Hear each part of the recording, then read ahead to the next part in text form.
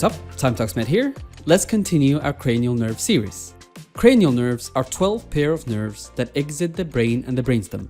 And in this segment, we will talk detailed about the 10th cranial nerve, the vagus nerve. And we will do that by first drawing a quick scheme of the vagus nerve pathway. Then we will break down the functional components of this nerve along with its respective nuclei in the medulla. We will go through both the intracranial and the extracranial course and then go through the branches of the vagus nerve.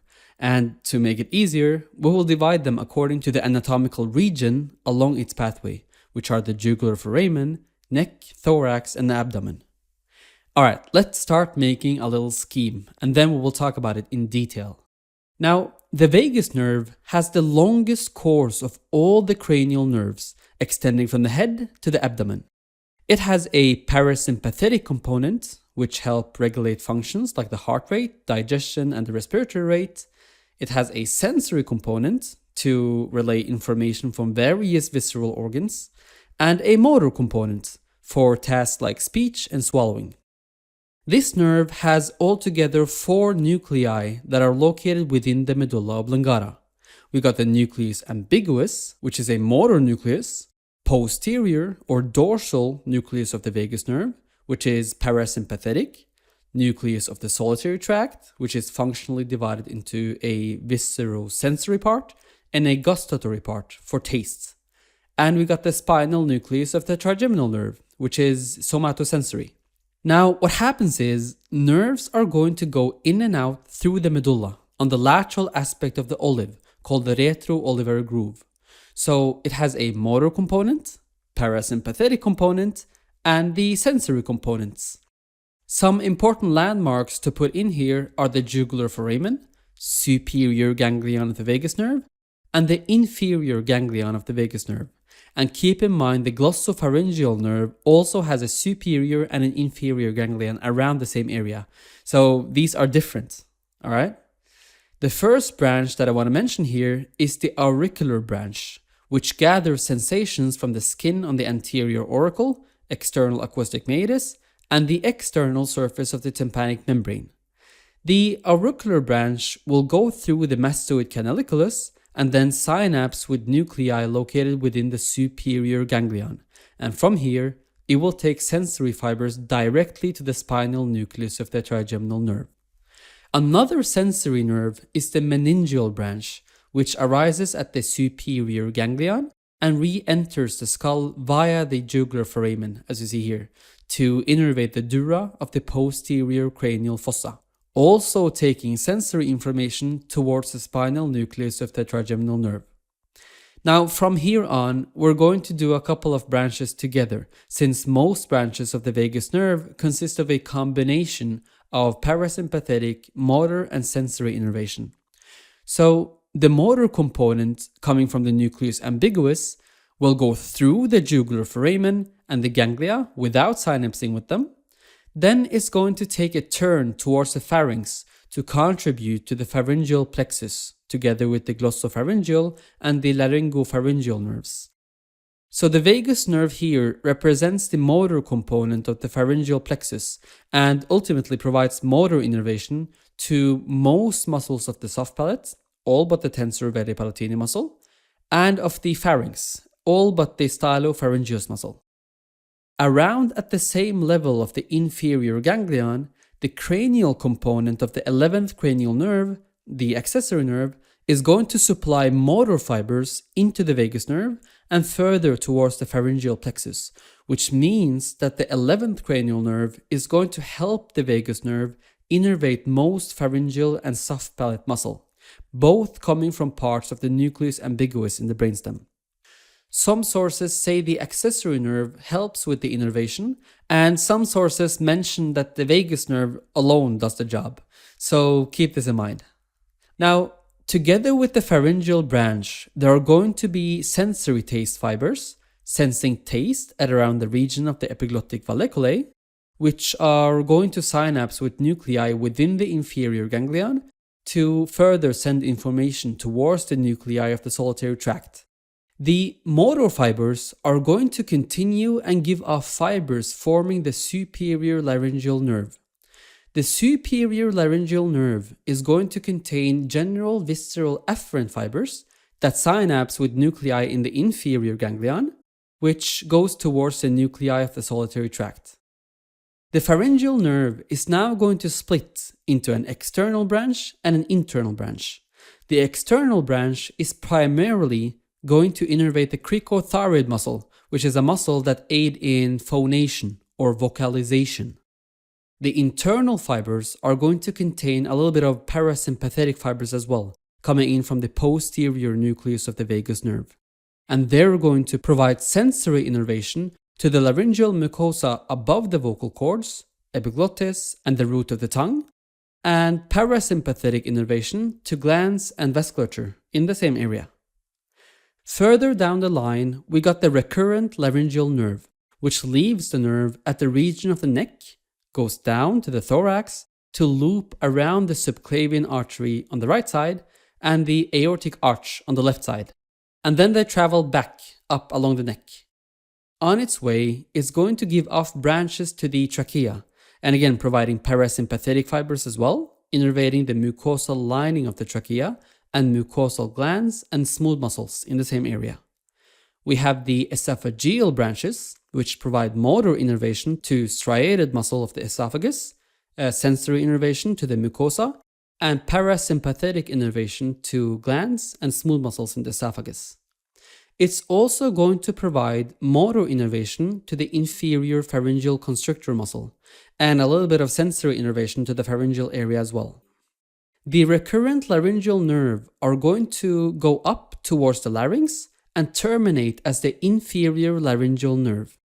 The inferior laryngeal nerve has a sensory component, innervating the laryngeal mucosa below the vocal cords, and a motor component, innervating the intrinsic muscles of the larynx except the cricothyroid muscle. As the inferior laryngeal nerve ascends, it's going to form some synapsing fibers with the internal branch of the superior laryngeal nerve, as you see here. Alright, from this point, the rest of the fibers are going to be general visceral afferent and efferent fibers going together to various organs, so parasympathetic and sensory fibers going together. Around the heart, there's going to be a cardiac plexus, which is a mixed plexus containing parasympathetic fibers from the vagus nerve and sympathetic fibers from the sympathetic trunk. The parasympathetic, as well as some sensory innervation from the vagus nerve, come in as the superior cervical, inferior cervical, and the thoracic cardiac branches.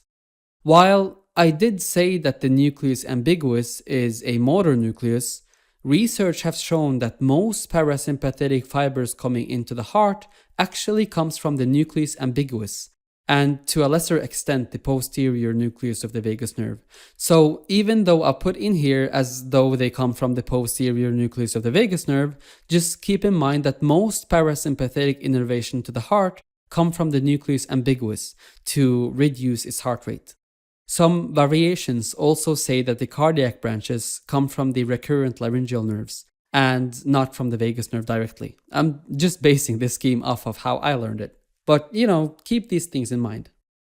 Now, there is going to be fibers forming the pulmonary plexus called bronchial branches, which innervate the bronchial tree and the visceral pleura. These again are parasympathetic fibers from the posterior nucleus and sensory fibers to the nuclei of the solitary tract. Now, the vagus nerve is going to continue down the esophagus and form the esophageal plexus, and then penetrate the diaphragm through the esophageal hiatus, and then divide into two trunks. The left vagus nerve will form the anterior vagal trunk, and the right vagus nerve will become the posterior vagal trunk. And this is important because they innervate different structures. The anterior vagal trunk will give off the anterior gastric branches for the stomach and the hepatic branches for the liver and the lesser omentum. The posterior vagal trunk will give off the posterior gastric branches, which form the gastric plexus together with the anterior gastric branches, and is going to give off the celiac branches, which feed into the celiac plexus, also known as the solar plexus. The celiac plexus is a huge plexus within the abdominal cavity that forms secondary plexuses that supply nearly all the abdominal organs. So the parasympathetic input of the celiac plexus come from the vagus nerve that mainly innervate organs in the upper abdomen. The sympathetic input come from the splanchnic nerves. The posterior vagal trunk is also going to give off a few fibers towards the liver to innervate the liver and the gallbladder, and a few fibers towards the kidneys as well. So that is the general scheme of the vagus nerve. Again, it's just schematic, not exactly anatomically correct, but I tried to simplify it as much as I could to make it easier to study. And again, please keep in mind that there are variations according to what source you study from, but we will use this to go through this nerve in detail. So before we go into the actual course and branches, I want to quickly go through the functional component of the vagus nerve, because understanding this will actually help you gain a better picture of the vagus nerve. So we consider the vagus nerve as a mixed nerve, meaning it consists of a motor component, a sensory component, and a parasympathetic component. The motor component of the vagus nerve supply most muscles of the pharynx, larynx, and some muscles of the soft palate and the tongue. The parasympathetic component stimulates smooth muscles and glands in the pharynx, larynx, thoracic, and abdominal organs. The sensory component is further subdivided into visceral and somatic, and visceral again is subdivided into general and special visceral sensory fibers. General visceral fibers bring sensations from the pharynx, larynx, trachea, esophagus, and the abdominal and thoracic viscera, and for the most part travel with the parasympathetic component. Special visceral sensory fibers bring information about taste from the epiglottis and the posterior most part of the tongue. And the somatic general sensory fibers will bring sensations from the outer ear and the tympanic membrane. Alright, so how does it look like? Special visceral efferent fibers, which are motor fibers, come from the nucleus ambiguus and innervate skeletal muscles of the pharynx, larynx, as well as muscles of the soft palate, except the tensor veli palatini, and parts of the muscles of the tongue. General visceral efferent fibers, or GVE fibers, are the parasympathetic component innervating organs in the neck, thorax, and the abdomen. This is one of the largest components of the vagus nerve, and it primarily comes from the posterior nucleus of the vagus nerve. But I wrote here that some parts come from the nucleus ambiguus because research have shown that some parasympathetic innervation to the heart actually comes from the nucleus ambiguus. The rest come from the posterior nucleus of the vagus nerve. Then we got general visceral afferent fibers, or GVA fibers, which bring visceral information such as distension of an organ from the pharynx, larynx, trachea, esophagus, abdominal, and thoracic viscera towards the inferior ganglion of the vagus nerve and then towards the nucleus of the solitary tract. Most of these fibers go together with the GVE fibers. Then we have special visceral afferent fibers, or SVA fibers, taking in taste information from the area around the epiglottis towards the inferior ganglion and then towards the nucleus of the solitary tract as well. Then we also have general somatic afferent fibers, which take in sensations primarily from the skin of the ear towards the superior ganglion of the vagus nerve and then towards the spinal nucleus of the trigeminal nerve, also bringing in a little bit of information from the dura mater as well. So this is what we're going to work with. Let's start with going through the nuclei again and then do the course and finish up by going through the branches in a little more detail. This nerve is really not that complicated as it seems. Don't worry, we will go through this step by step. And then at the end, I will show you the scheme again, which will make more sense once you go through this nerve. Now, I know I say this a lot in my previous videos, but here again, you see the spinal cord, the medulla oblongata, cerebellum, pons, mesencephalon, and the diencephalon. If we now focus on the lateral aspect of the brainstem, you will see this. So again, we got the nucleus ambiguus giving off special visceral efferent fibers, so motor fibers. There are nuclei of the solitary tract receiving both general visceral afferent fibers from the pharynx, larynx, trachea, esophagus, and the abdominal and thoracic viscera, as well as special visceral afferent fibers for taste sensation from the posterior most part of the tongue and the epiglottis. We got the posterior nucleus of the vagus nerve giving off a huge amount of parasympathetic fibers towards the pharynx, larynx, thoracic, and abdominal organs, called general, visceral, efferent fibers. And we got the general, somatic, afferent fibers coming in from skin around the external ear, as well as general sensations from the dura mater towards the spinal nucleus of the trigeminal nerve. They are all going to go out from the medulla oblongata from the posterolateral part of the medullary olive, a little bit inferior to the glossopharyngeal nerve. From here, we can divide its course into intracranial course and an extracranial course, and the dividing line between them would be the jugular foramen, from where this nerve exits the cranium. There is really not much to talk about when it comes to the intracranial course, luckily, since it doesn't branch off at this point. All it does is emerge from the medulla a series of rootlets. It then goes along the cranial fossa and exits through the jugular foramen. So let's do the extracranial course. Just as the vagus nerve enters the jugular foramen, you will find two sensory ganglia.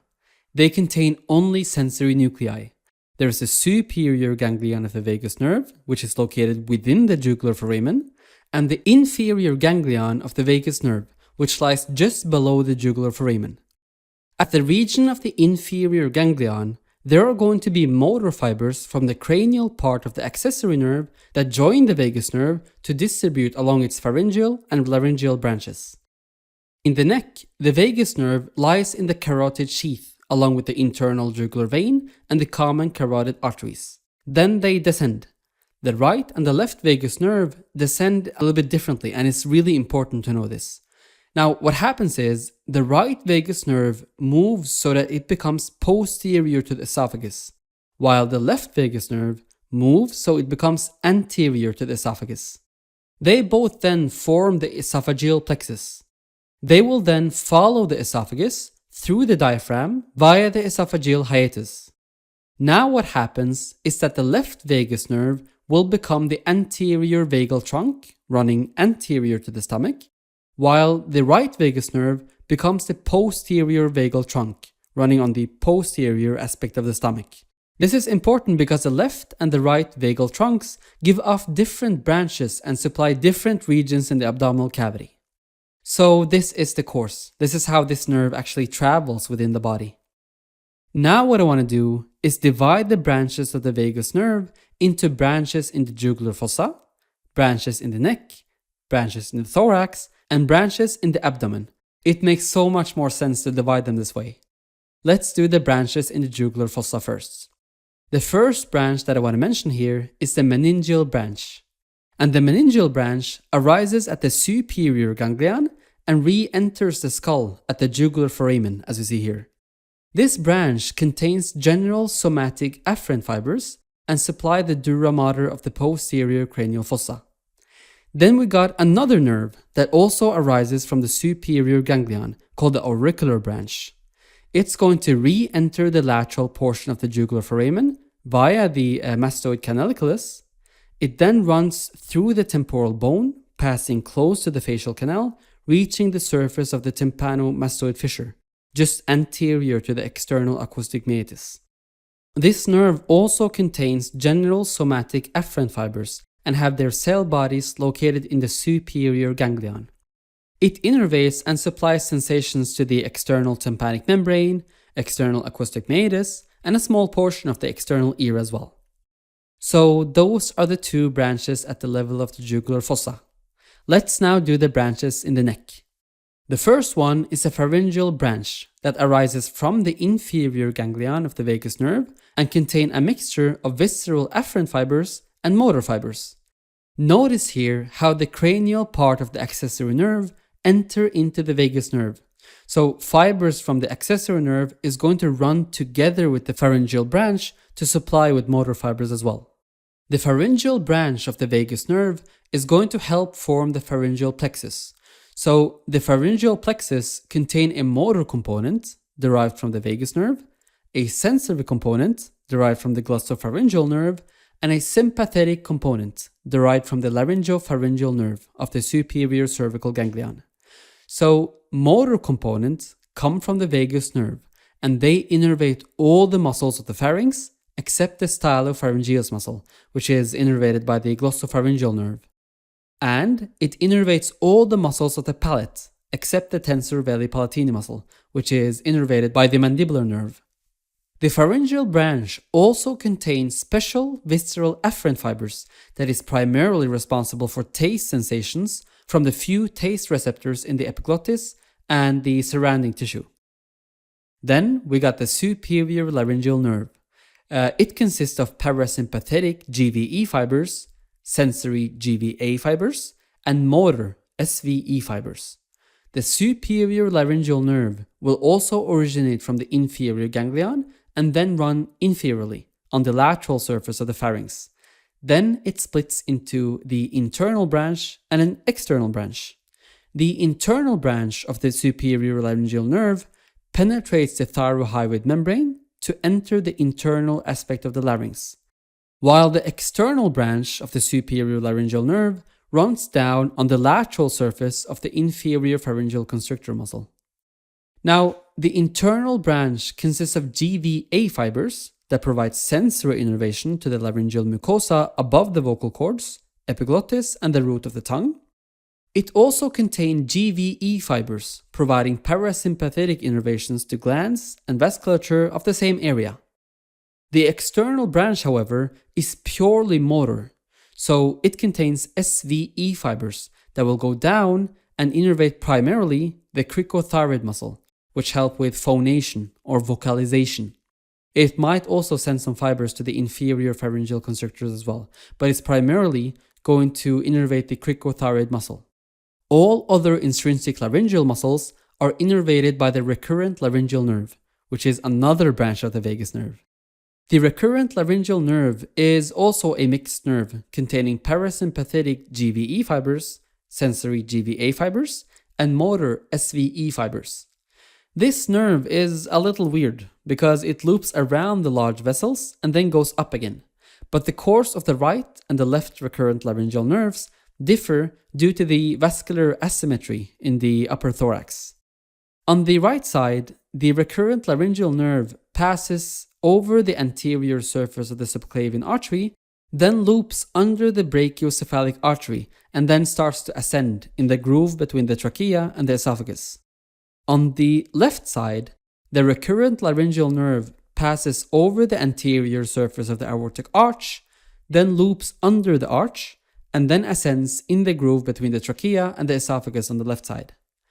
As the nerve ascends between the trachea and the esophagus, it gives off tracheal branches containing GVA and GVE fibers, so sensory fibers for the mucosal lining of the trachea, and parasympathetic motor innervation for the mucosal glands and smooth muscle.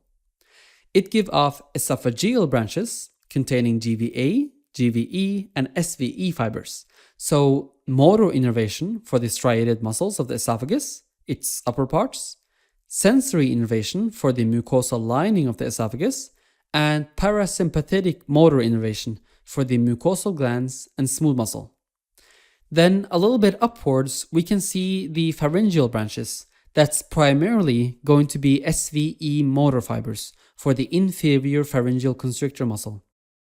Then the recurrent laryngeal nerve will terminate as the inferior laryngeal nerve, which contains sensory GVA fibers for the laryngeal mucosa below the vocal cords, and motor SVE fibers supplying all the intrinsic muscles of the larynx except the cricothyroid muscle, which is innervated by the superior laryngeal nerve.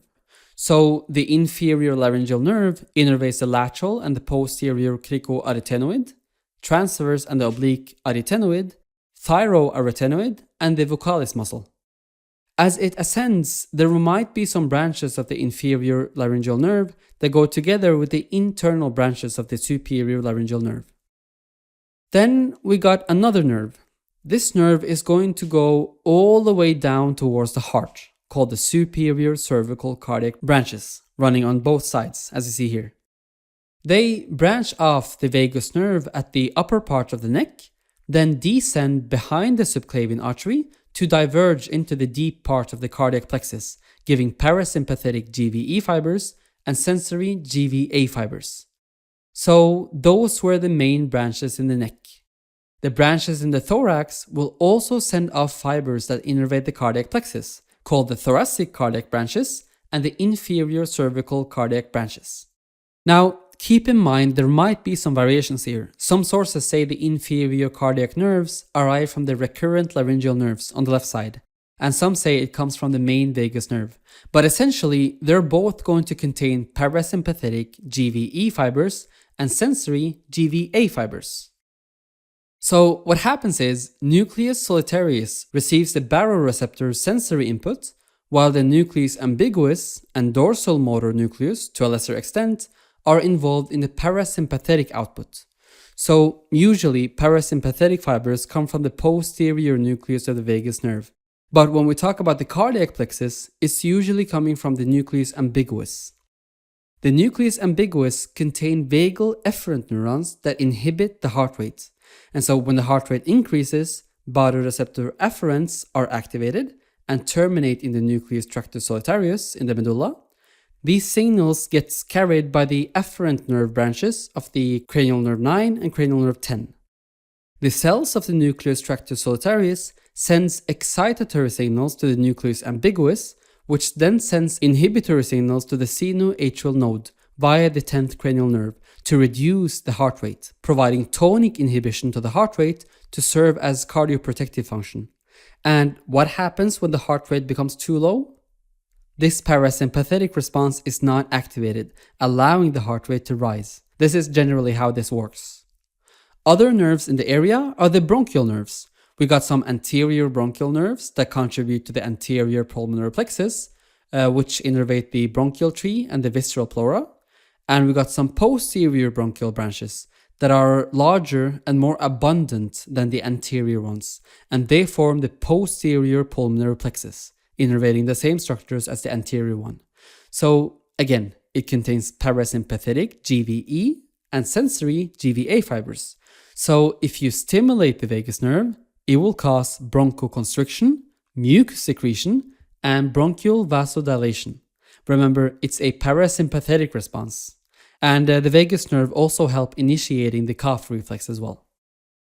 As the vagus nerve descend, they form the esophageal plexus, providing parasympathetic motor innervation and sensory innervation to the esophagus. And notice how the right vagus nerve goes behind the esophagus and the left vagus nerve goes in front of it. We will stop here, keeping it simple and straightforward. Let's do the abdominal branches. Now, as we said, the left vagus nerve ends up in front of the esophagus, and the right vagus nerve ends up posterior to the esophagus. As they descend, they're going to go through the esophageal hiatus of the diaphragm and end up in the abdominal cavity. And now, the left vagus will become the ventral vagal trunk, and the right vagus will become the posterior vagal trunk, and they will provide preganglionic parasympathetic GVE fibers and sensory GVA fibers to the abdominal cavity through various autonomic plexuses to individual organs, together with the vessels. So the way this goes is that the anterior vagal trunk passes along the anterior surface of the esophagus to the anterior surface of the stomach, and then give off two groups of branches, mainly the anterior gastric branches and the hepatic branches. The anterior gastric branches will help form the gastric plexus, together with the gastric branches of the posterior vagal trunk. The hepatic branches will supply the liver and the lesser omentum and help form the hepatic plexus. So those are the main branches of the anterior vagal trunk. On the other side, the right vagus nerve descends and becomes the posterior vagal trunk. And the posterior vagal trunk is a monster. It gives off the posterior gastric branches to supply the gastric plexus, and it gives off the celiac branches. And the celiac branches will go towards a plexus called the celiac plexus or the solar plexus. And via the celiac plexus, parasympathetic preganglionic fibers of the posterior vagal trunk run to most parts of the organs in the abdominal cavity, primarily to the upper part of the abdomen. So it's going to provide parasympathetic fibers to the adrenal glands, kidneys, small intestine, pancreas, spleen, and even the 2/3 of the transverse colon, the rest getting innervations from the parasympathetic branches of the sacral plexus.